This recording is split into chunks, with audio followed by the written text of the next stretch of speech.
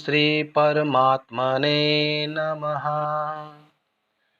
व्यक्तित्व का प्रकाश सामने वाले के हृदय में विश्वास उत्पन्न कर देता है और व्यक्तित्व का निर्माण अच्छे गुणों को धारण करने से होता है।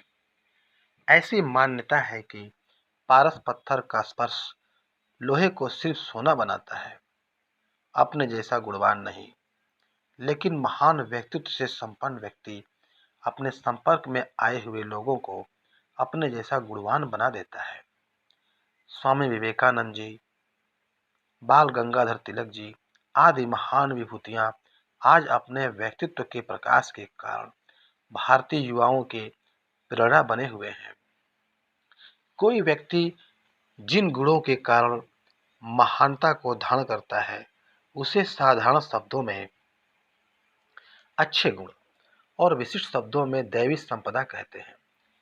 जिन गुणों के कारण व्यक्ति को नापसंद किया जाता है या समाज की अवहेलना झेलनी पड़ती है, उसे साधारण शब्दों में क्षुद्र गुण और विशिष्ट शब्दों में आसुरी संपदा कहते हैं।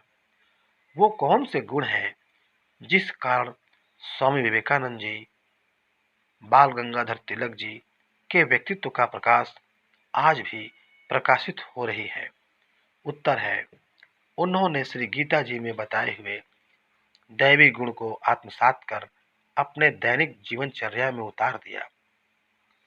आप भी श्री गीता जी में बताए हुए दैवी गुणों को आत्मसात कर दैनिक जीवन में प्रयोग करते हैं तो आप भी महान व्यक्तित्व के स्वामी बन जाएंगे।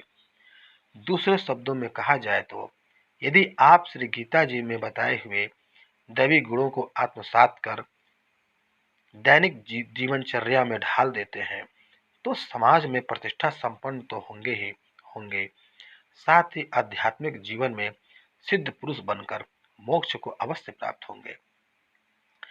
दैवी संपदा की यह विशिष्ट विशेषता है कि सामने वाला सकारात्मक ऊर्जा से ओतप्रोत होकर आपसे बिना प्रभावित हुए रह ही नहीं सकता।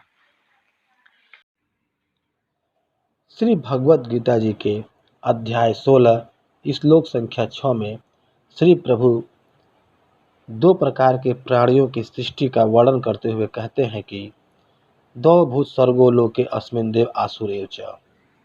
इस लोक में दो प्रकार के प्राणियों की सृष्टि है, दैवी और आसुरी। प्रत्येक व्यक्ति में दोनों के गुण विद्यमान रहते हैं। किसी में दैवी गुण जागृत अवस्था में रहता है, किसी में सुषुप्तावस्था में। इसी प्रकार आसुरी प्रवृत्ति भी जागृत अवस्था में और किसी में सुषुप्तावस्था में विद्यमान रहती है। यानी प्रत्येक प्राणी के अंदर आसुरी संपदा और दैवी संपदा दोनों के गुण विद्यमान रहते हैं। अब श्री प्रभु जी अध्याय 16 श्लोक 5 में दोनों संपदाओं के यानी दैवी संपदा और आसुरी संपदा के गुण बताते हुए कहते हैं, दैवी संपदि मोक्षाय निबंधाय आसुरी मता। दैवी संपदा मोक्ष के लिए और आसुरी संपदा बंधनकारी मानी जाती है। बंधनकारी का आशय आसुरी संपदा से युक्त व्यक्ति अधोगति को प्राप्त होता है। इससे यह स्पष्ट है कि प्रत्येक व्यक्ति को दैवी संपदा से युक्त होना चाहिए। यदि आसुरी संपदा से युक्त होते हैं तो आपका कल्याण बिल्कुल नहीं है, न सामाजिक जीवन में है, न आध्यात्मिक जीवन में, न छात्र जीवन में है, न गृहस्थ आश्रम में है। आपका कल्याण कहीं भी नहीं है। यदि दैवी संपदा से युक्त हो जाते हैं तो इस लोक में कल्याण तो होगा ही होगा, परलोक भी कल्याणकारी होगा। यदि आप अपने दैवी गुण को जागृत करते हैं और कर लेते हैं तो इसका प्रभाव प्रभु श्री कृष्ण अध्याय 16 श्लोक 5 में कहते हैं, मां शुचः संपदम दैवीं भी जातो वसी पांडव। हे पांडव, तू शोक मत कर, तू दैवी संपत्ति को लेकर उत्पन्न हुआ है, अर्थात मोक्ष को प्राप्त होगा। यह श्लोक सिर्फ अर्जुन पर ही लागू नहीं होता है, दैवी संपदा को जगा देने वाले सभी भक्तों पर लागू होता है। श्रीमद् भागवत आश्रम में इन्हीं दैवी गुणों को जागृत करने का अभ्यास कराया जाएगा। अब श्री प्रभु अध्याय 16 श्लोक 1 से लेकर के 3 तक उन दैवी संपदाओं का उल्लेख किया है जो प्रत्येक प्राणियों के लिए कल्याणकारी सिद्ध होगा।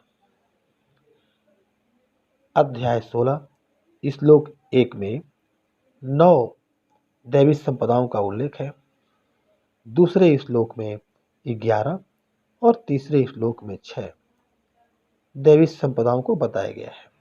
अर्थात अध्याय 16 श्लोक 1 से 3 तक कुल 26 दैवी संपदाओं को बताया गया है। अब हम अध्याय 16 श्लोक संख्या 1 में देखते हैं। इसमें पहला दैवी संपदा अभयम, दूसरा सत्व संशुद्धि, तीसरा ज्ञान योग व्यवस्थिति, चौथा दानम, पांचवा दमः, छठवां यज्ञ, सातवां स्वाध्याय, आठवां तपः, नौवां आर्जवम। अब अध्याय 16 श्लोक 2 में देखते हैं। पहला अहिंसा, दूसरा सत्यम, तीसरा अक्रोध, चौथा त्याग, पांचवा शांति, छठा अपैशुनम, सातवां दया भूतेषु, आठवां अलोलुप्त्वम, नौवां मार्दवम, 10वां ह्री, 11वां अचापलम। अब अध्याय 16 श्लोक 3 में देखते हैं। तेजः, क्षमा, धृति, चौथा शौचम, पांचवा अद्रोह, छठा नातिमानिता। ये कुल 26 दैवी संपदाएं हैं जिन्हें प्रत्येक व्यक्ति को धारण करना चाहिए और धारण करना अत्यंत आवश्यक भी है।